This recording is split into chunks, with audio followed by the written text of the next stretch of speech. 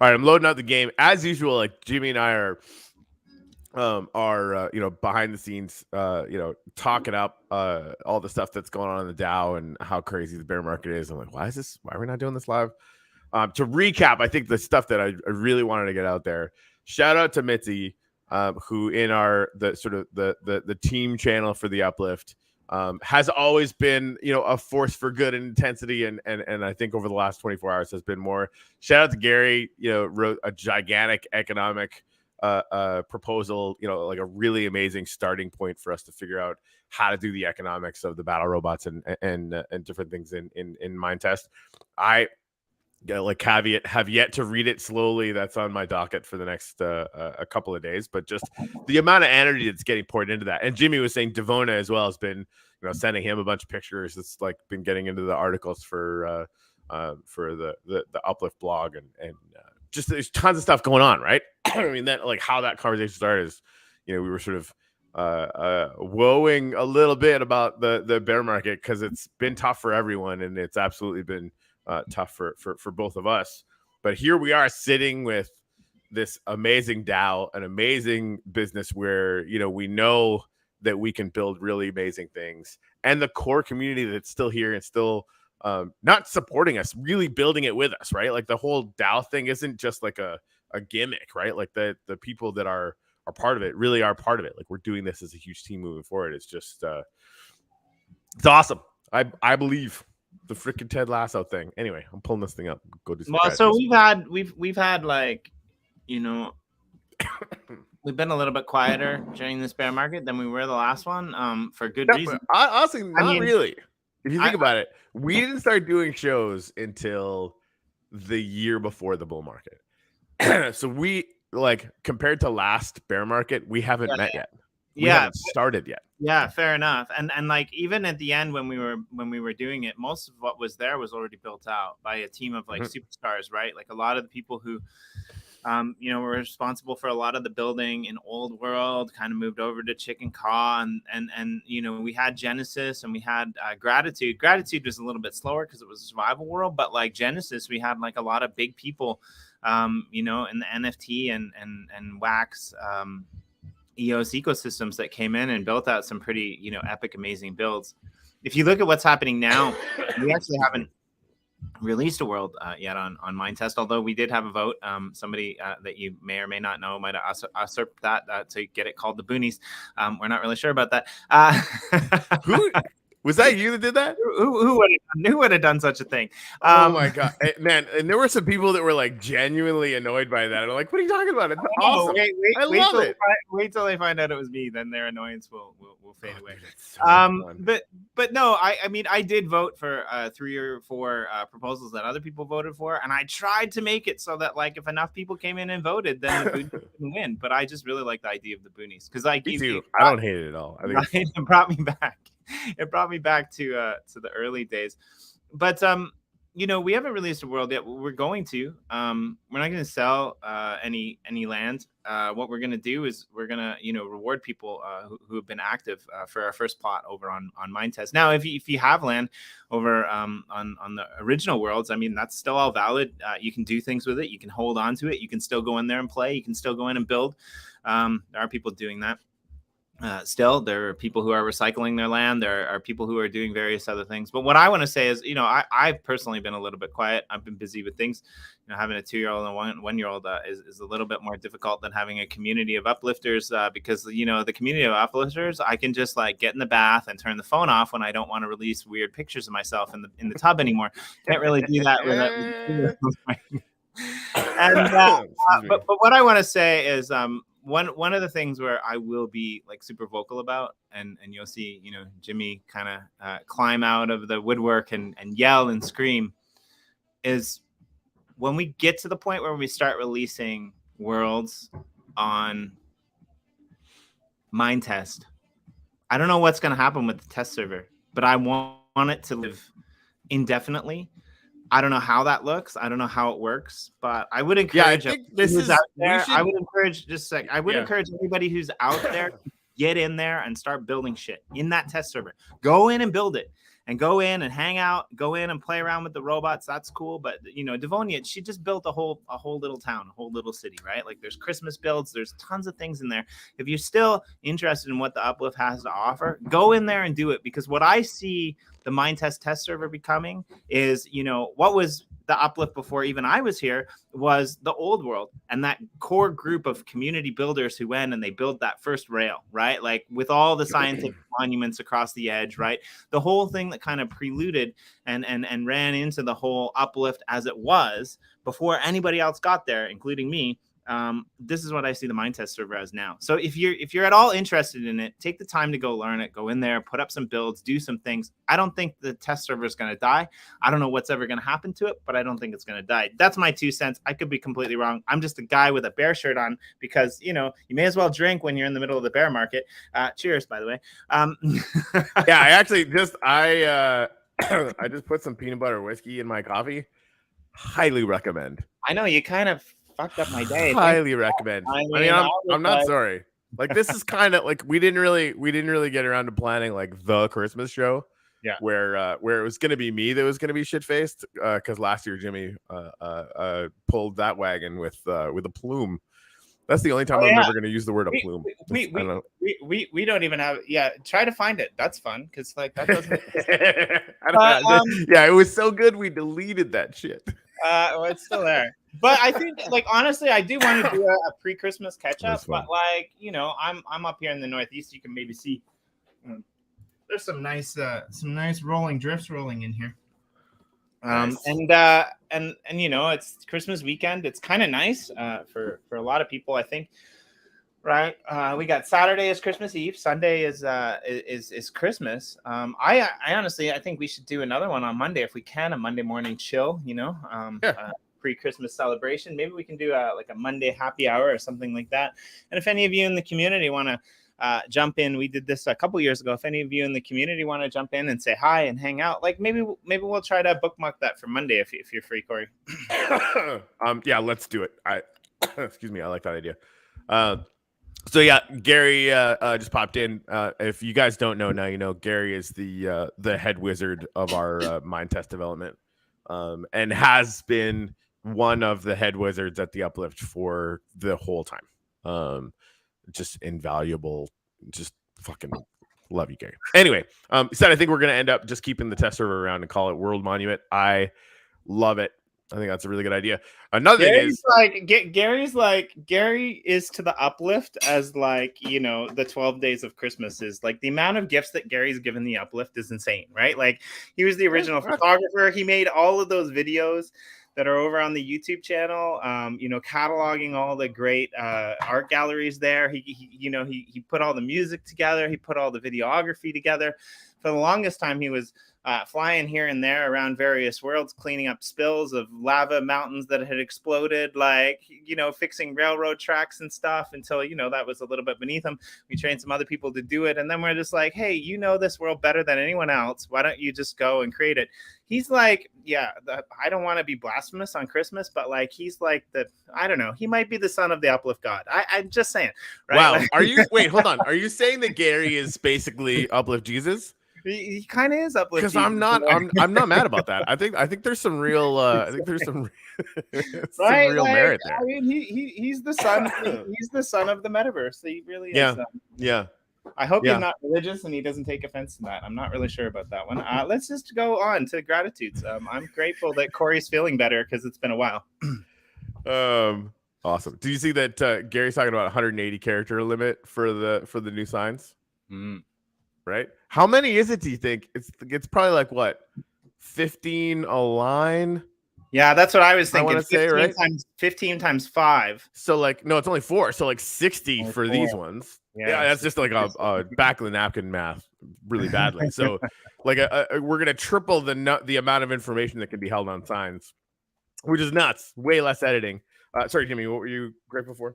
No, I'm grateful that, like, you know, it's been a while. I know you had some health issues, but you're sounding better.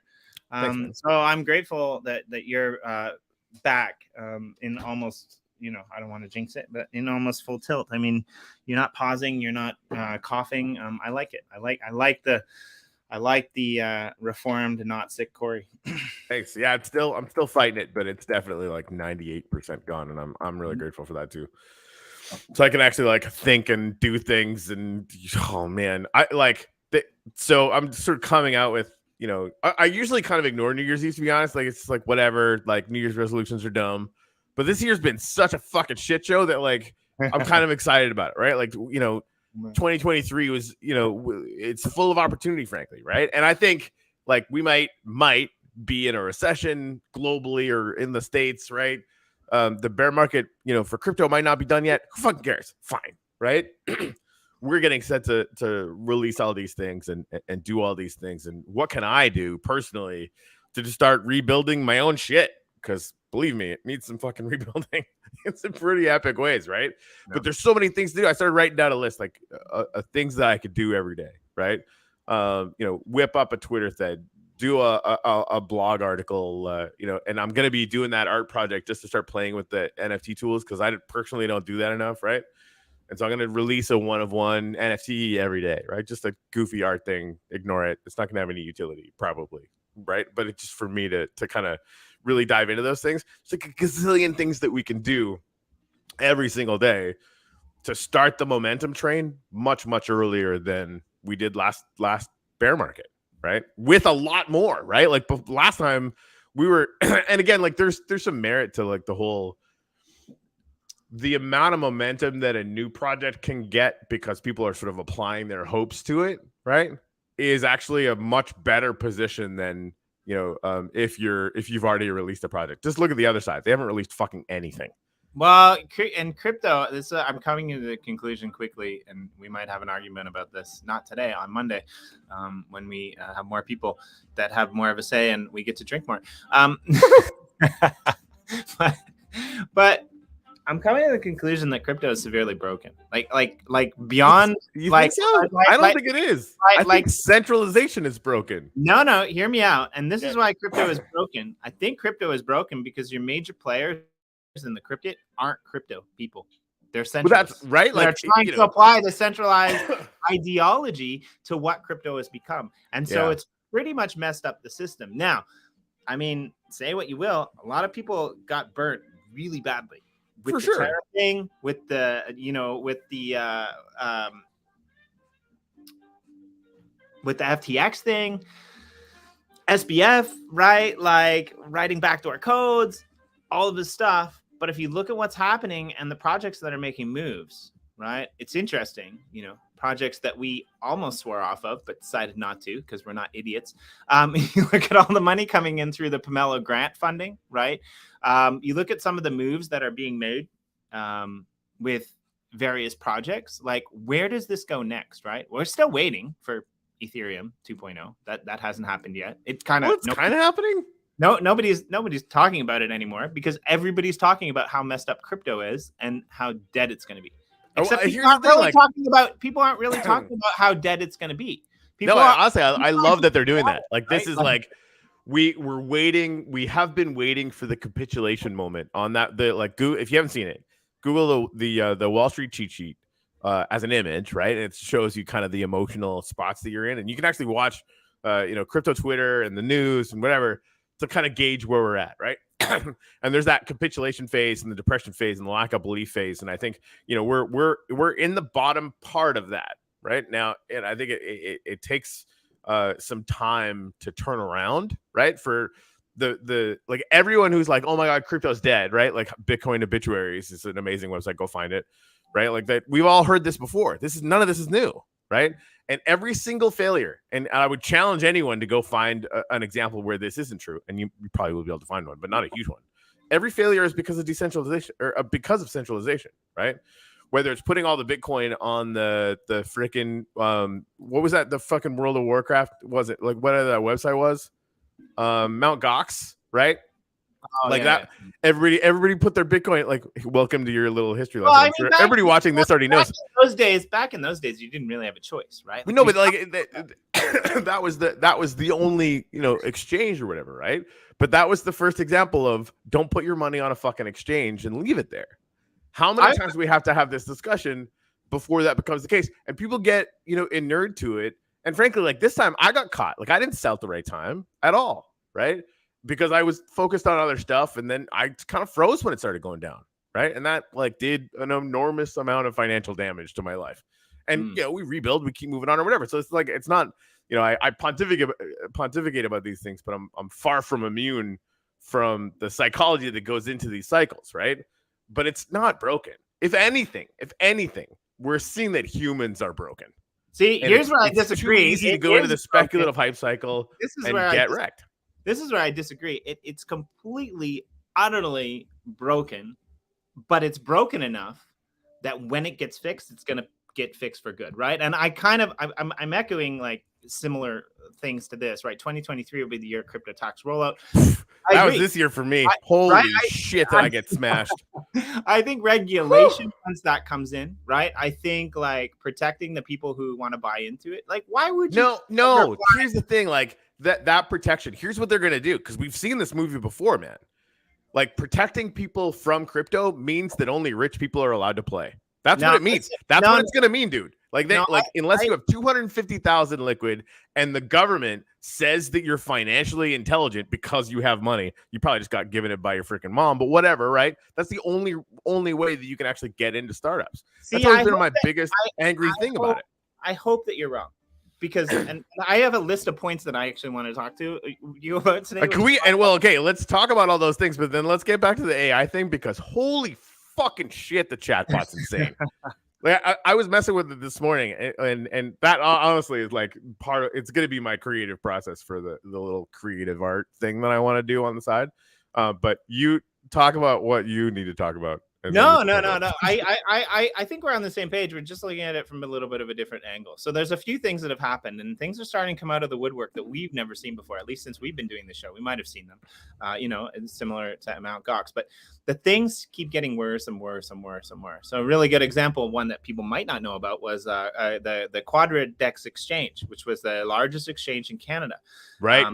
Didn't those wallets just go active again? Yeah, exactly. Like, didn't the guy died in India, right? Like 2 or 3 years ago. I think it died in 2018, 2 or 3 years ago. He went to India. He died, and all of a sudden, all of these keys that were sitting there for the last 3 or 4 years, they just went active, and $2.3 million was liquidated. So this is what I'm talking about, right? Like, there's too many. Corey knows how nice I am. There's too many people not like me in the ecosystem. Well, this is the thing, right? This is trying to siphon off money. Yeah. In the narrative of decentralization without being decentralized. Right. Well, and we made and obviously that was our story, right? You know, I made the deal to get this thing going with the people that we made the deal with, right? Am I being vague enough? Yeah. And their only goal was to see how much money they could get out of it, right? And they just did everything to that point, and then when there was no ready blood to get from the stone anymore, they just cut us loose, right? And you can see a lot of projects following that trend, right? There's very few projects now that I actually support and I believe in. I mean, I'm a big fan of Writer, right? What those guys have done. They started out as a writing platform. Now they're releasing NFTs. They're releasing their own token. They're doing art things. They've used the funds that they've gotten from the community to be able to build the first real life NFT art gallery in Australia, right? That's making a difference. That's making inroads, right? Yeah, exactly. There's a lot of projects that are burning their reputation on one chain and then moving over to another chain and pulling the same scams or doing the same things, right? And I mean, that's how you do anything. Like, this is one of my favorite principles. How you do anything is how you do everything. And I try to use that most often on myself, right? Like, if I notice myself being, kind of weak on something, I look at everything else and like, am I doing this all the time? And far too often I am, right? But at the same time, you can watch other people doing it. People will show you who they are. And that to me, like, and I'm sort of in this mood to reframe, because at the end of the day, like, we're all going to face 2023, right? I'm really grateful that we get to do it together. So we have this kind of opportunity, the necessity, frankly, like, to take a look at these things that have happened in the last year that were very bad. Okay, like, what have we done to get on the right side of that? And I think, like, as a community, right, the great filter of the bear market is a beautiful thing for me, for us, like just my personal opinion, right? Because like, look at who's left. Badasses with giant hearts that really want to see the dream of this come to, you know, something amazing, which is crazy, right? So we've done that work, not always on purpose, but it happened. Where the type of people that would produce an FTX are gone.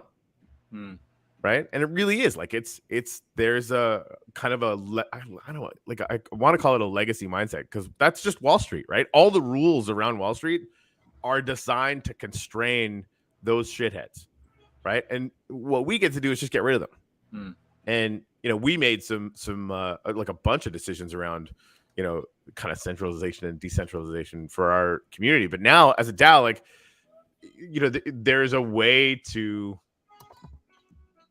kind of make sure that people that are in the position to, you know, be responsible for these things are thinking long term and about the community first. And I don't think there's anyone in our community here now that isn't exactly like that.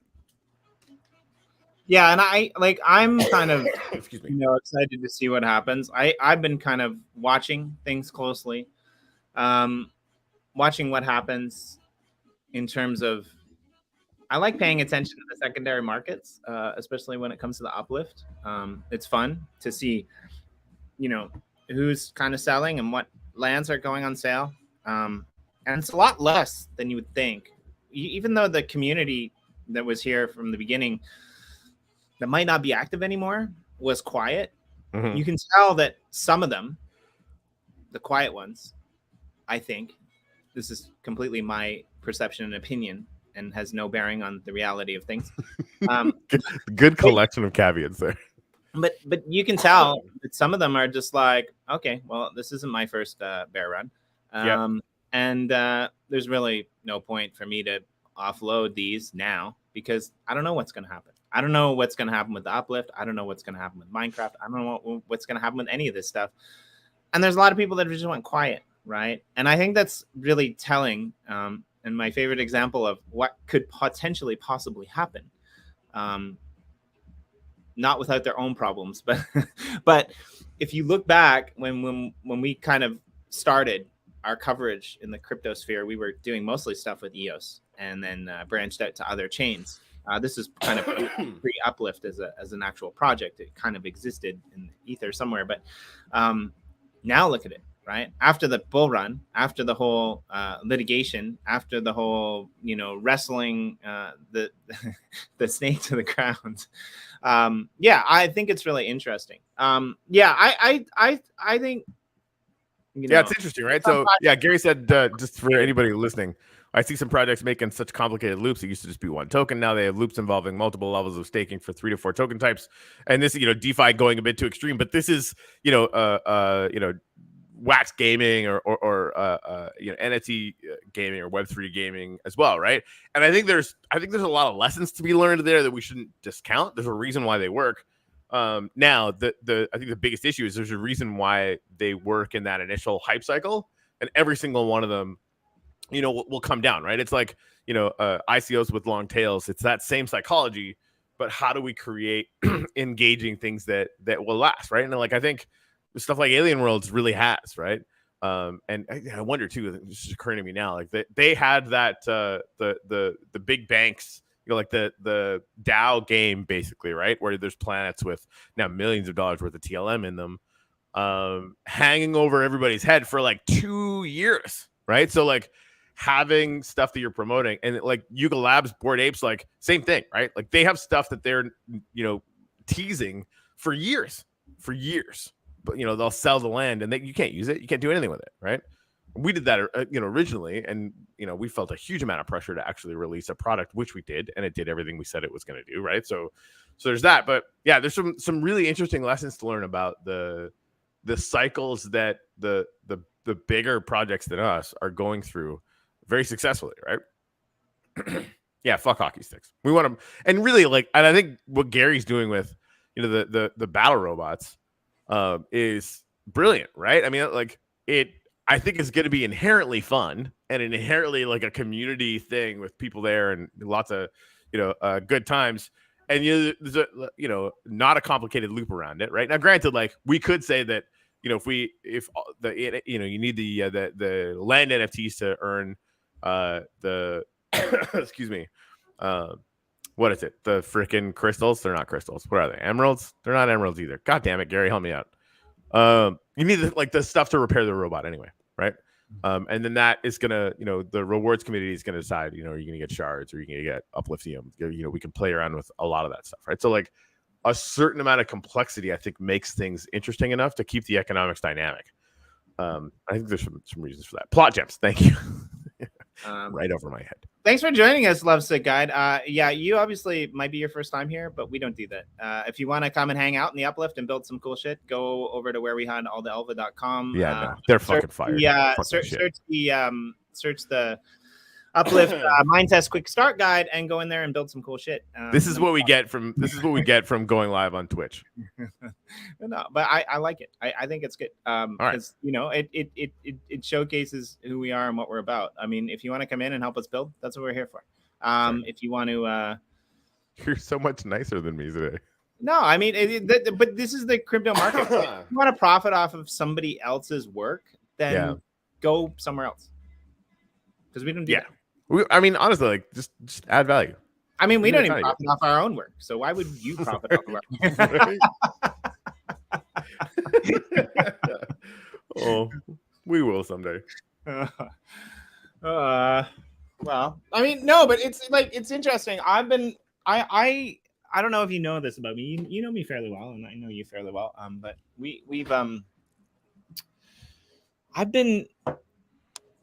I go quiet every once in a while, right? And I do this about every 10 years. I tend to rewrite my life, which is ironic that it kind of turned over now in the biggest bear market that the crypto thing has ever seen. But I think one of the worst things about human civilization is internal noise.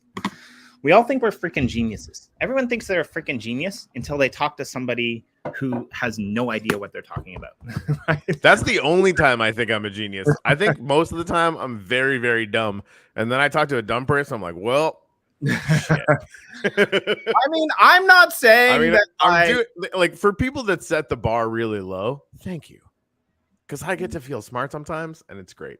But my other favorite thing is to be the worst guitar player in the room, right? Like I absolutely love the Uplift for this because I very often am the dumbest person in the room, and that is the best.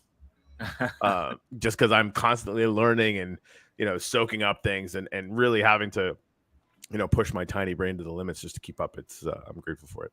Well, so that's like leading into that. This is what I wanted to ask you, right? Like now, it's hard to cipher through what the reality is, right? And now you've got these rumors coming out about FTX,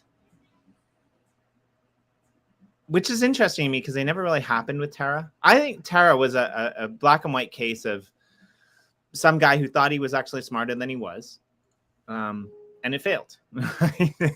Yeah, and there was an interesting one. But if you're intentionally writing in secret codes, which seems quite evident now that FTX was doing that, then you're malicious, especially if you're coming out as you're fucking lying. Like that's all it is, right? Right. Like, especially if you come out as the top, right? So I want to ask you, because I know you have opinions on these kinds of things, and I want to see, because the recent trend with the FTX thing is it was a Ponzi scheme. Was it a Ponzi scheme? Yes. 100%. That like the if you're taking in money at and then going and spending it, and you're taking in just enough so the people that are withdrawing you can pay them off. That's a Ponzi scheme. Like that's literally what that is. Right. Now, and you're taking everything else when those people are thinking that all that money is still there. Now, see also every fucking bank that's doing that's leveraging their own assets, right? That is exactly what that is. Nobody wants to really talk about that, but that's fine, right? Like if you're constantly taking in as revenue what is supposed to be a deposit, right? Like that's what it is. That's exactly what it is. Is there Yeah, you got my mind spinning now. Will a day ever come where, because right now, I think the legality of the situation for traditional markets and the banking structure that exists in the US, I'm not sure about Canada, but in the US, before you had to hold 10% of your reserves. I think now it's back to zero. Like you don't have to have any money. No, in the loan it now. definitely isn't zero. But I know that some banking structures in the States were at 300 to 1, which is fucking bananas. Really, really, really nuts, right? And now I think it's a little bit less, but like anything over 10, and that's the 10% thing, and you're screwed, right? Like any deep recession where people want to start pulling money out, you're going to be in real trouble. Now, granted, like DeFi's got other problems, but like a DeFi pool doesn't ever have this issue, right? You put money into it, it's in there in a smart contract. It instantaneously defeats that one issue forever. Right now, there's other vulnerabilities for DeFi, human psychology being among them, right? But like as a thing, that level of decentralization solves that problem for good. Not sure if I agree. Don't know how to fix it, but my like inkling and my thought is if you want to be a true DeFi protocol, there needs to be a way to lock your tokens into a contract where you still own the tokens in the wallet as opposed to depositing them. That's like Alcor DeFi, like all DeFi. That's what it is, right? Like you put in there's a lot of projects that are coming out that are saying, no, you give us your tokens and we'll give them back to you when we feel that's not DeFi. Work, right? That's not DeFi. That's a centralized exchange where they can turn off stuff. Now, granted, like if you're doing that, like if you're staking things and getting a benefit from that, that's a risk reward analysis that's now back on the user, right? Yeah, I mean, I like the idea. I guess USDC is okay and USDT is okay. I mean, USDT was going to fail. It was going to go through the floor because nobody trusted it. And then Terra came and showed how tokens that are supposed to be stable really go through the floor. So I'm not sure. Like if it's like, hold my beer. Well, think about this. So like I think inarguably our space needs stablecoins. I think that's a pretty fair statement, right? Like we need a way to get as close to being dollar relative because that's still where most of our economic lives are lived. Dollar, whatever currency, euro, blah, blah, blah, right? So understanding that we have to do this, stablecoins are things that we need to do. There are clearly vulnerabilities that stablecoins can go through.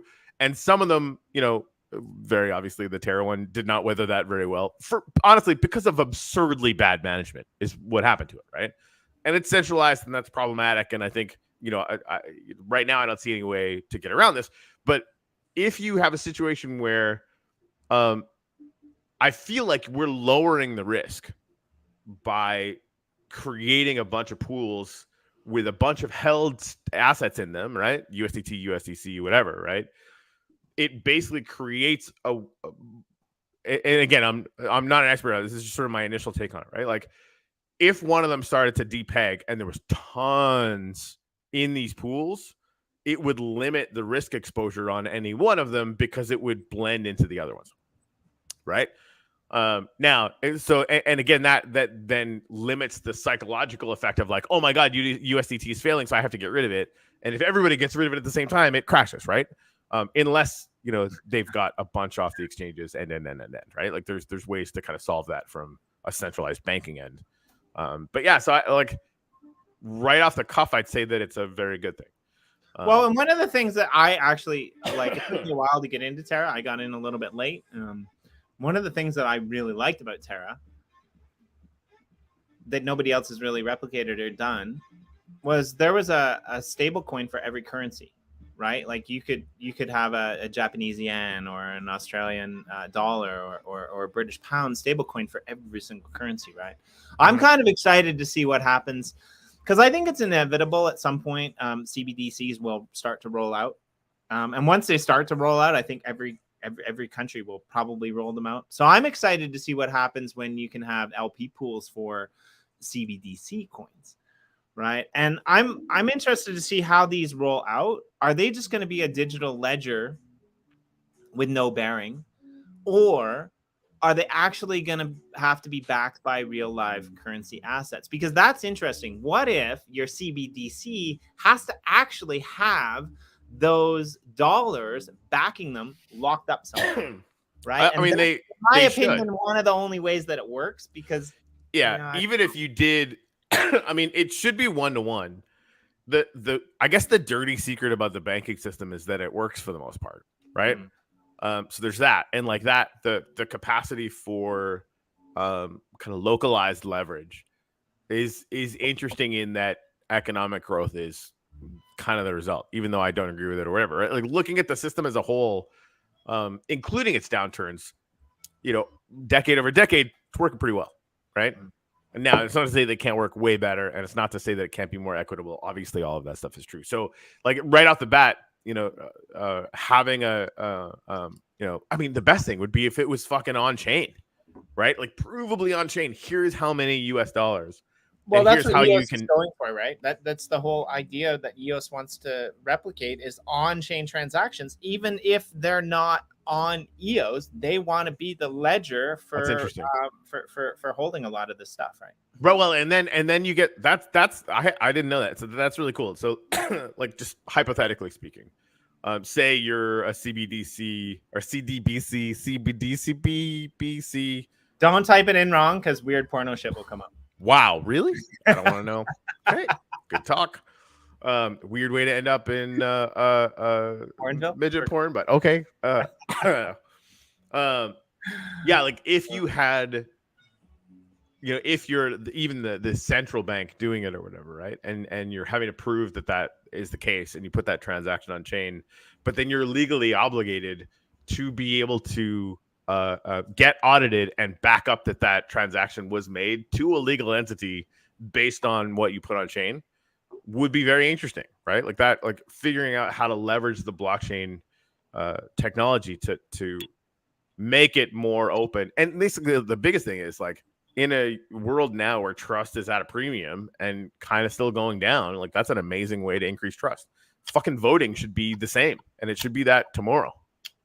Like there'd be no more arguments about, fucking voting irregularities or whatever, which for the record, if anyone still thinks the election was stolen, get off the crack. Stop watching Fox News and realize they fucking put in like 65 lawsuits. They lost every single one of them. It's not a thing, right? But the lack of trust is fair because the process is really obscure. It's like really vague. There's stuff we can't see. And so people who are very nefarious and shitty human beings can put doubt into people's minds just by repeating it over and over and over and over again, right? I'm sure you've seen that movie. Like, it's fucking terrible. Blockchain voting kills it. Like, they're going to find other ways to be shitheads and do conspiracy theories. I promise you they will. But voting, they won't be able to do it because we'll be able to go and see it. What does a hanging cod? What does a hanging cod on the blockchain look like? You'll never know. It doesn't exist. You can't mess it up. Half the country disagrees with you. It's more like 40%, but or 30%, whatever Trump's take is now, right? And I agree. And every single one of them is a fucking idiot. Like that's like they're provably, objectively wrong, and it's like not hard to prove that. But if you're on Fox News, they just let that shit go, right? Like some of them officially have even said under oath, Hannity, that they knew it was fucking totally bullshit, right? But on air, that's not what he says because it's not news. They can say whatever the fuck they want. If you want good news, immigrate to Canada. We have. Hey Gary, that's not true. USA has never been this divided in history. Remember when there was a war? It absolutely has. It's been much worse. It was actually almost this bad right before World War II. So that's just not true. I don't know. I do. Historically, I absolutely do. A lot of Americans, they're just like, yeah, we're just gonna go to Canada. Hey, honestly, they're not wrong. I freaking love Canada. It's awesome. Oh, that's funny. Hillary disagrees with you. I mean, if you have an into Hillary, let's get her on the show. I would love to have Hillary on the show. We don't even have 100%. To talk about blockchain and cryptocurrency. We should. Like, if anyone should be in for blockchain voting, it should be everyone in U.S. elections. It really, like everybody. Like the second that people actually understood how blockchain voting would work, they would all say yes to it, assuming they didn't want to actually keep the lie going. And I guarantee you Republicans aren't going to be for this because then they can't act like a victim, which is the only thing they're good at. Sorry, one little tiny bit of peanut butter whiskey in my coffee and I go fucking bananas. Let's talk about AI. Yeah, dude, you should see The Handmaid's Tale. Like, The Handmaid's Tale is definitely too close to true. Like that hits way too close to home these days. By far, it's fucking dark. Yeah, I don't know if I've seen it, to be honest. Oh, dude, you should. It's like it should definitely be on the list of must watches. Even though it's like Schindler's List, it's gonna be painful. But the whole time you're gonna be like, oh, dude, like this is not. And it like while we were watching the seasons of it, it got more likely the whole time.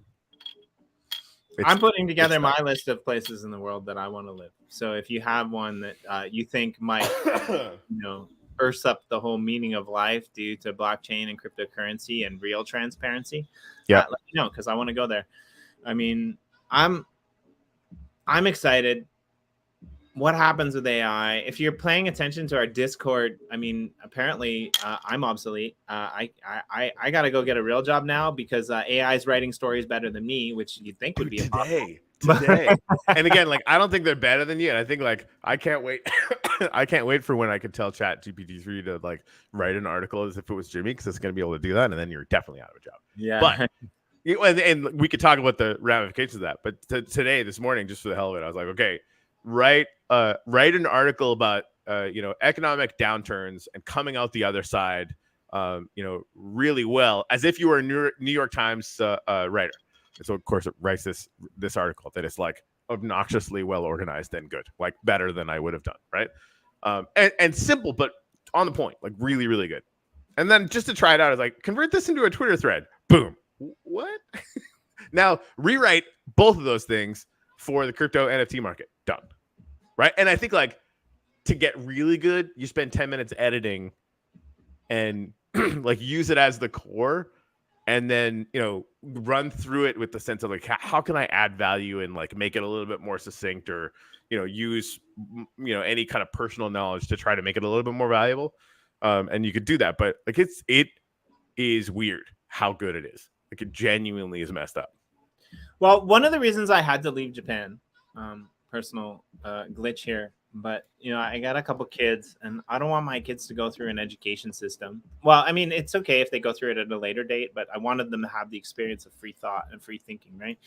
One of my problems with Japan and the education system there is it's all rote memorization in order to pass entrance exams and tests. Now, this is problematic to me because there's no possible way that anyone can memorize everything, right? And what I believe needs to be necessary educational skills or industrial skills or business skills is to be able to incorporate that knowledge and manage that knowledge as opposed to know it all.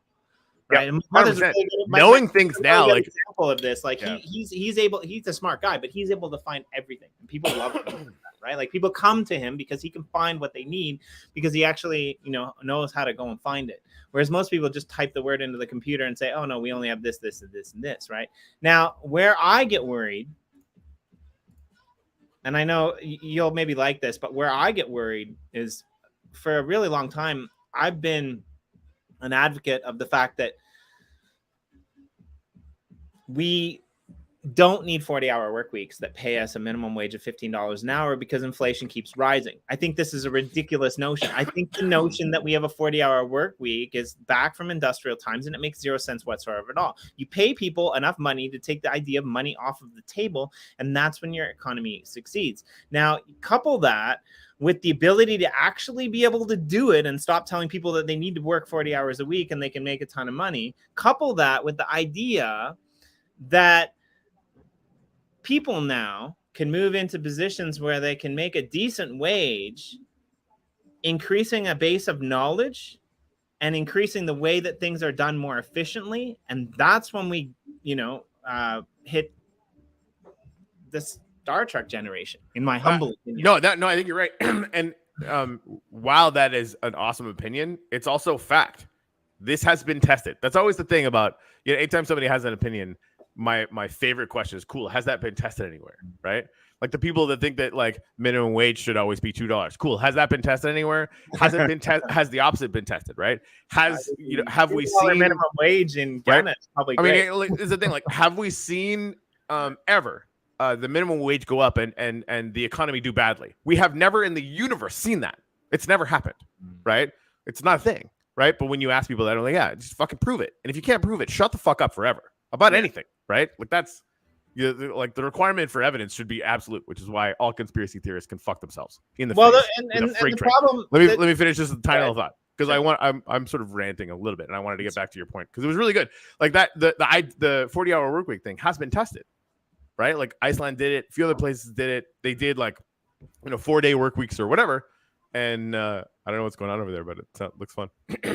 But it worked, right? Like productivity went up.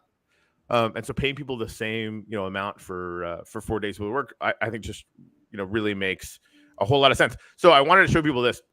Well, just before you do that, just one thing. The problem with this idea is that it's a chicken egg scenario, right? Like, how do you get to that point without AI?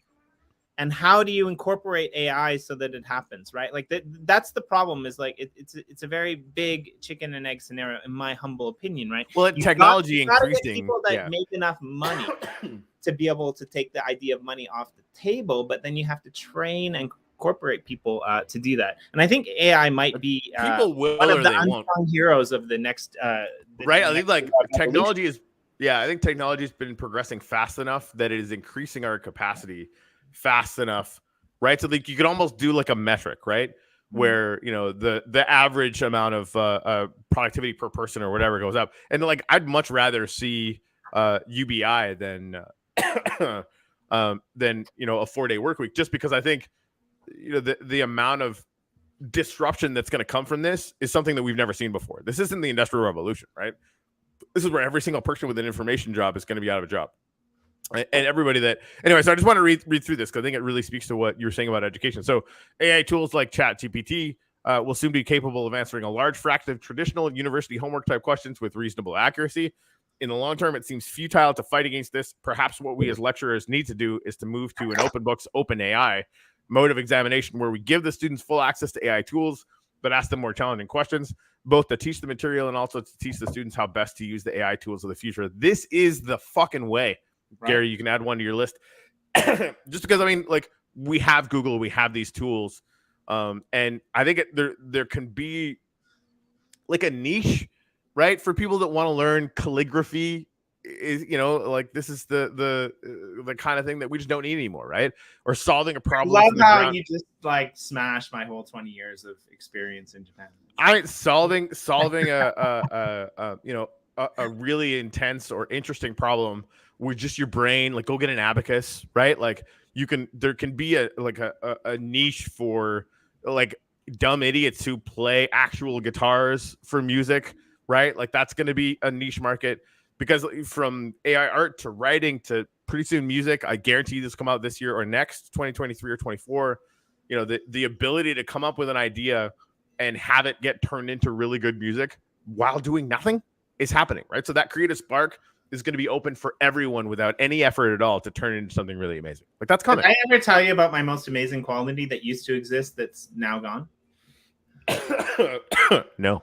There was about a 5-year period in my life. I don't play music. I'm not good at it. I'm horrible at singing. I don't know how to play music. I can't even keep a damn rhythm on a drum, on a bongo. That's fun.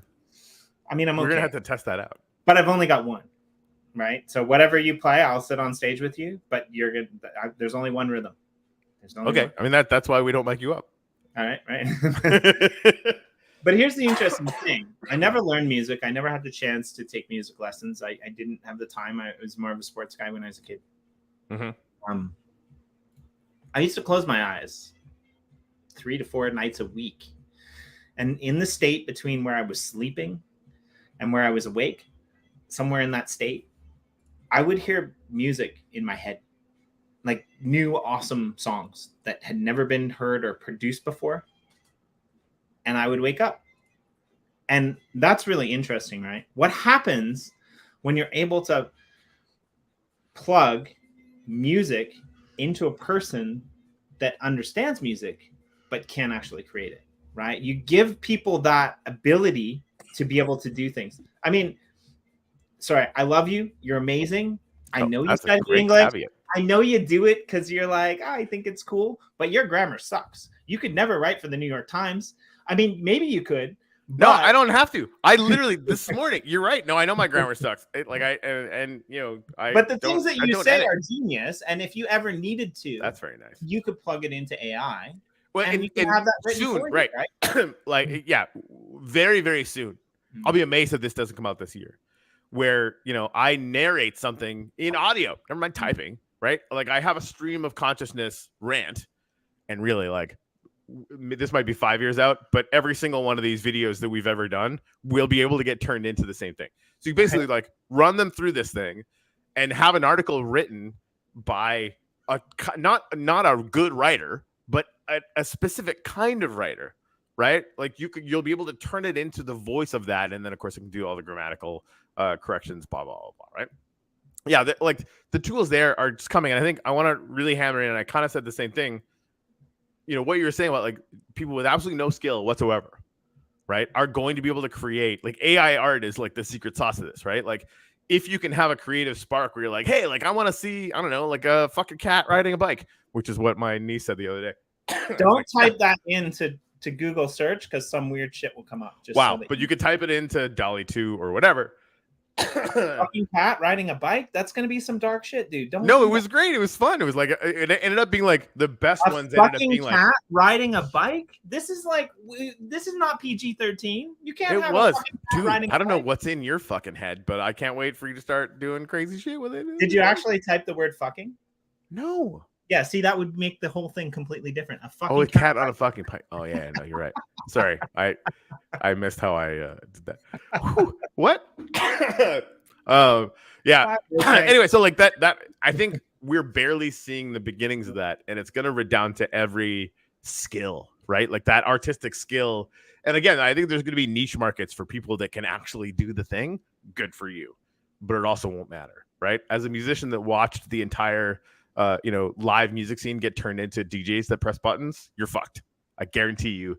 I mean, there are some great DJs that press buttons. Like, for real, right? Like it's a different thing. And I love the people that just like can play music, but also get into that, right? Like I think those are like 90% right, but I think you're a little bit wrong, because if you're at the level where you can compete with a genius computer playing chess, then you really know your craft, right? Right. No, and again, like, there's a niche market for that. If you're at the level of art where you can compete against the AI that's doing it, yeah, that's when you know you're a professional level. No, and I again, like I think there will be a niche market for humans that are trying to get their skill at whatever, right? Up to a level that is personally their own voice, that is competitive. But I mean, human beings that are trying to compete with AI chess programs are kind of irrelevant right now. Like they don't really matter, and they will matter less and less all the time. If you're in the chess world, like, and you could do that, there's going to be like 1,000 people that are like, holy shit, right? Like, then that's the niche market, and that's going to happen everywhere. Gary's asking when we can do an AI gratitude maker. I mean, we don't want to do that, right? The personal practice is the whole point. But I asked Chat GPT-3 what it was grateful for, and it said, I'm not grateful for anything. And then I said, well, okay, pretend that you're an artificial intelligence that has a daily gratitude practice. What are you grateful for? And it fucking nailed it. Like it was just like this, and this, fucking this, and blah, blah, blah, right? So if you just ask it to pretend to be whatever you want it to be, it'll do it, which is nuts. I'm really excited about the new front end that Dennis is building. There's going to be gratitude points that'll redound to whatever we want. The rewards committee, it's going to handle that or whatever. That's fair. But yeah, one of the things that I asked him to put in there, because he was going to have this thing where you show up in the website, the Uplift website every day, and you can click a button and you get some gratitude points, right? Like we have a text box in there where people can actually put in something that they're grateful for, and that's how you get the gratitude points. So he's building that in there. And what I want to do is I want to go in every morning and kind of scan that and actually start putting gratitudes back into the main cathedral. I mean, imagine if your login to the Uplift world was you had to type out a gratitude. Imagine that's your daily login, right? I mean, and this is the thing, like it's just gonna be a text box, right? You can put anything that you want in it. We're not gonna police it. That's not what this is about, right? If you want to take part in it, great. If you don't, honestly, fine. I never want to police that because there's no way to do it anyway, right? But for the people that understand that, okay, that daily gratitude practice is the thing that will make you happier, whether you're happy now or not at all, right? Like it's going to improve things. Just the well, the science on open it. source and EULA of Mindtest is interesting because we don't have to necessarily abide by the terms that we used to have to. But I still think it's important that we. I mean, I'd say if we have one rule in the Uplift, it's like. I'm not a big fan of rules, but if we have one rule in the Uplift, it's like, negativity is not welcome here. And that's about it, right? Like, I mean, that's, I think the community, and that's a lot harder to do than to say. I mean, I'm negative at times, but and still. we want to leave it as open as possible, right? Because then who's interpreting it or whatever. But it's been a challenge that, I think early on, in our community management, we spent an absolutely absurd amount of daily effort and time on trying to get that right. And that's not to say that it's even perfect now, right? I think that'll be a thing that evolves. But I think as a principle, right, like going down to like, is this about the culture of kindness and gratitude, or isn't it? And can we encourage that without being an authoritarian state, right? Because then it kind of ruins it. So finding the mix is hard. That's what every baker everywhere has said. What's that? That's what every baker everywhere has said. That's funny. I've decided that AI writing for you is like a spell check for me. Makes all the world of difference.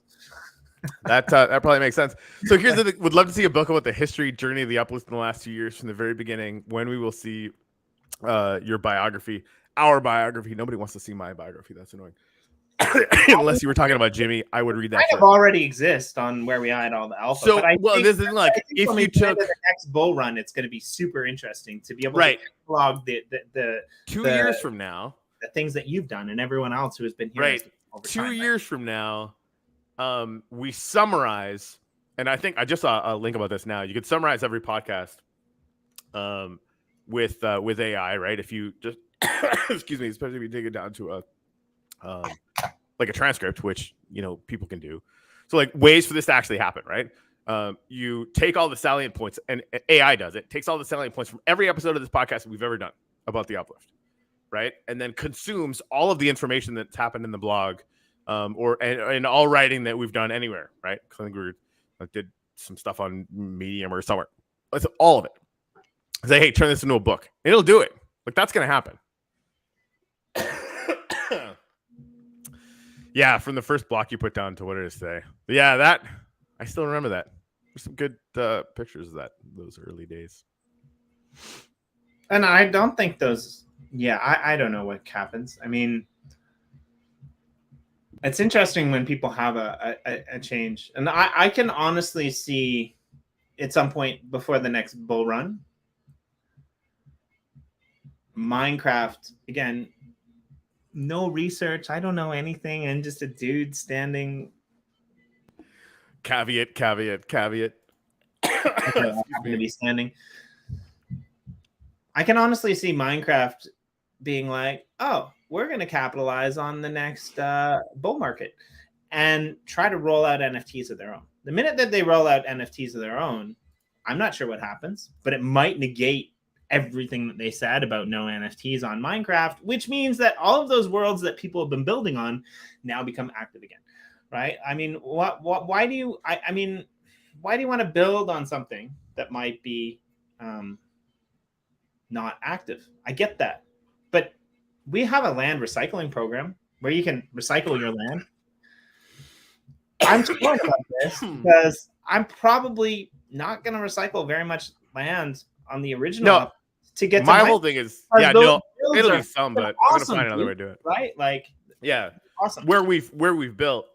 So I think one of the things that I started researching, and I'm really gonna push it in January. I was kind of hoping to have it out before the end of the year, but got busy doing other shit.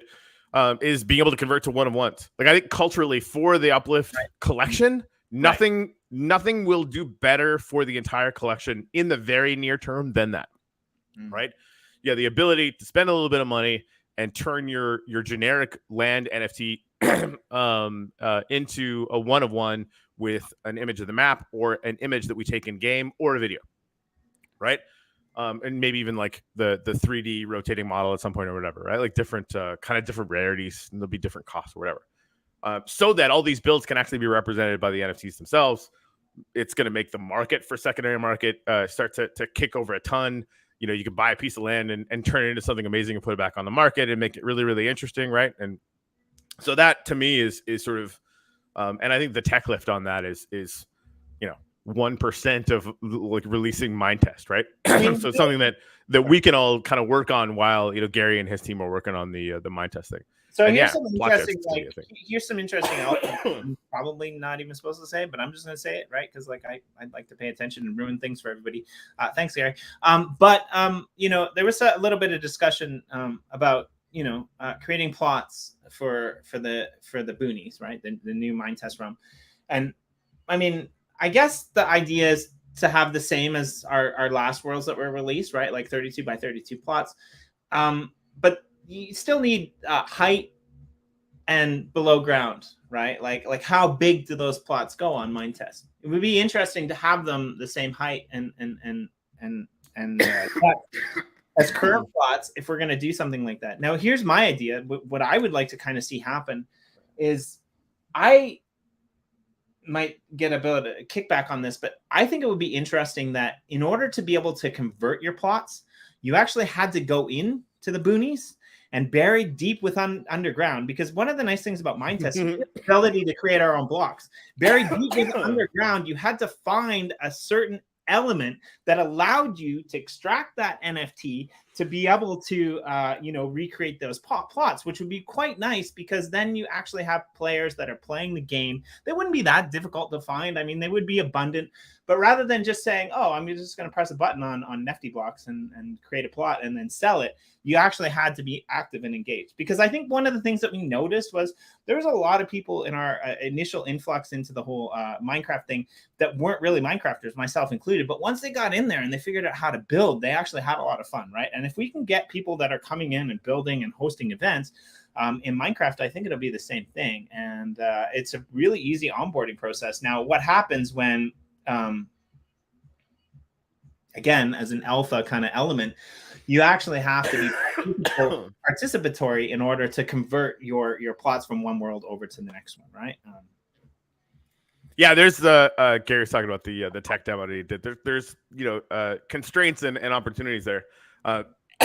In fact, we should have we done an article yet on the tech demo? So the video's up. Mostly just I want to share it, to all the places, right? Whether it's the blog or Twitter or whatever. The video's up, and I think the article that Gary put is public, that anyone can go in and they can.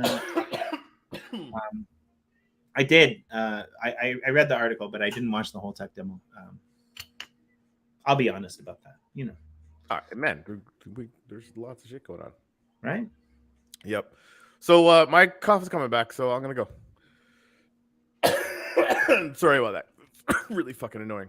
No, I mean, let's just maybe on Monday we'll come back and let's plan it and maybe see how many other people we can get from the family to come. Yeah, if you guys want to join us, let us know. I'm thinking, I don't know, around same time, late morning, early afternoon, EST.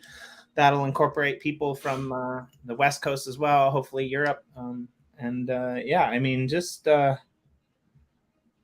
don't know, man. Enjoy life and wait for shit like this to come out on the new Mind Test server, because it's gonna blow your socks off. It will. It's gonna be fun. The whole year, it's gonna be good. Yeah, it's gonna be good. While again, 95% of projects are just dead. Not only are we surviving, but we've got tons of plans and we're making shit happen this year, and I'm excited about it.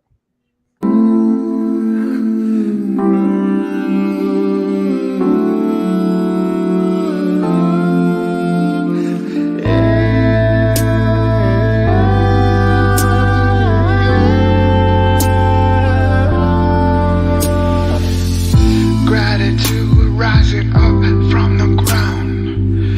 Gratitude rising up from the ground. Gratitude rising up. You guys on the flip side? Are we still live right now? No. Yes.